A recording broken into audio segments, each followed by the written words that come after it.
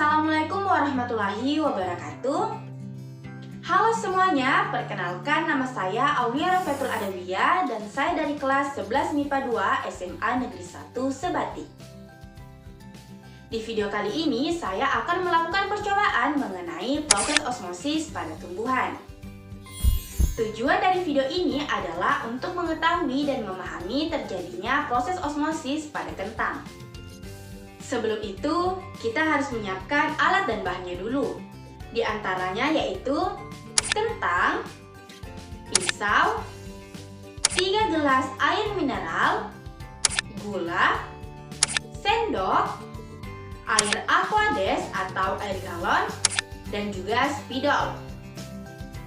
Baiklah, kita langsung saja ke cara kerjanya. Langkah pertama, kupas kulit kentang.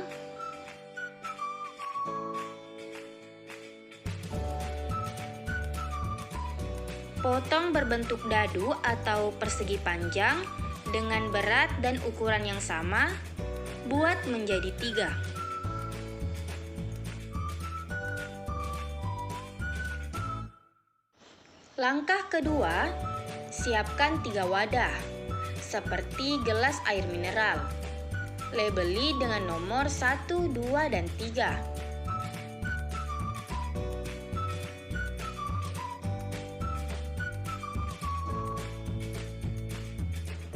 Isikan air aquades atau air yang tidak berwarna dan berasa, seperti air galon yang sama banyak atau 1/2 gelas. Tambahkan gula sebanyak 1/4 sendok pada wadah pertama, 2 sendok gula pada wadah kedua, dan untuk wadah ketiga tidak ditambahkan gula sama sekali.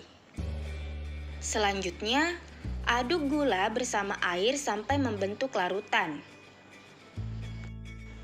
Rendam kentang pada masing-masing wadah selama 30 menit.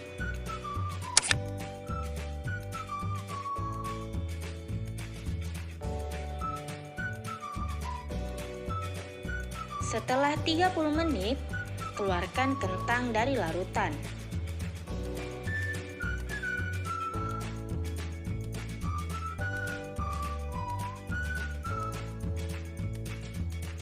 Langkah terakhir, amati tekstur masing-masing kentang tadi.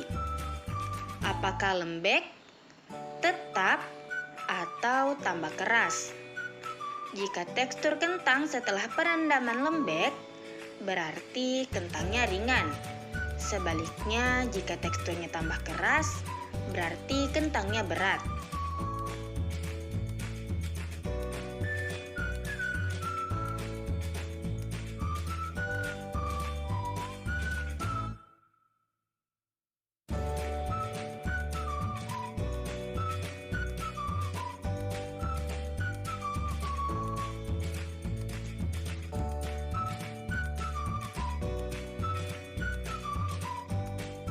Setelah itu, buatlah tabel hasil pengamatan.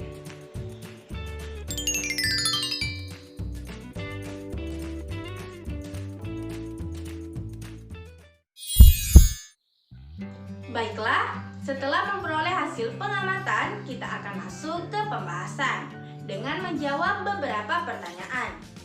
Namun sebelumnya, osmosis itu apa sih? Osmosis adalah perpindahan molekul pelarut melalui membran semi permeabel dari bagian yang lebih encer ke bagian yang lebih pekat. Pertanyaan pertama yaitu, pada wadah manakah berat kentang menjadi lebih ringan atau tekstur lembek setelah perendaman? Disebut apakah peristiwa tersebut? Jelaskan berdasarkan teori. Jawabannya, kondisi kentang menjadi lebih ringan terdapat pada wadah nomor 2 yang berisi larutan dengan gula sebanyak 2 sendok. Mengapa demikian? Karena kentang dimasukkan ke dalam larutan yang bersifat hipertonik terhadap cairan di dalam sel kentang. Maka dari itu terjadi peristiwa plasmolisis, atau rusaknya membran sel pada sel-sel kentang. Hal ini disebabkan karena cairan di dalam kentang yang bersifat hipotonik bergerak menuju ke cairan yang bersifat hipertonik di luar kentang. Pertanyaan kedua yaitu, pada wadah manakah berat kentang tetap sebelum dan sesudah perendaman? Disebut apakah peristiwa tersebut? Jelaskan berdasarkan teori. Jawabannya, kondisi kentang tetap sebelum dan setelah perendaman terdapat pada wadah nomor 1 yang berisi larutan dengan gula sebanyak 1/4 sendok. Mengapa demikian? Karena kentang dan larutan memiliki tingkat konsentrasi yang sama atau isotonik. Hal ini menyebabkan tidak terjadinya perubahan berat ataupun tekstur pada kentang. Pertanyaan selanjutnya, pada wadah manakah berat kentang menjadi lebih berat sesudah perendaman? Disebut apakah peristiwa tersebut? Dan jelaskan berdasarkan teori. Jawabannya, kondisi kentang menjadi lebih berat atau tekstur lebih keras terdapat pada wadah nomor 3 yang berisi air Aquades. Mengapa demikian? Karena kentang dimasukkan ke dalam cairan yang bersifat hipotonik terhadap cairan di dalam sel kentang. Maka dari itu terjadi peristiwa turgid atau menggembung pada sel-sel kentang. Hal ini disebabkan karena cairan di luar kentang yang bersifat hipotonik bergerak menuju cairan yang bersifat hipertonik di dalam kentang. Sehingga bentuk kentang terlihat menggembung dengan tekstur lebih keras. Soal terakhir, sebutkan beberapa penerapan ilmu tentang proses osmosis dalam kehidupan sehari-hari. Jawabannya, yang pertama adalah membantu dalam mengawetkan makanan, seperti acar dan selai. Yang kedua, dapat membunuh keong atau siput dengan cara menambahkan garam di atasnya. Yang ketiga, membantu dalam menjaga keseimbangan air dalam tubuh kita. Yang keempat, dapat meredakan sakit tenggorokan dan masih banyak lagi. Baiklah, sekian pembahasan dari saya. Semoga apa yang saya sampaikan dapat bermanfaat buat kalian semua.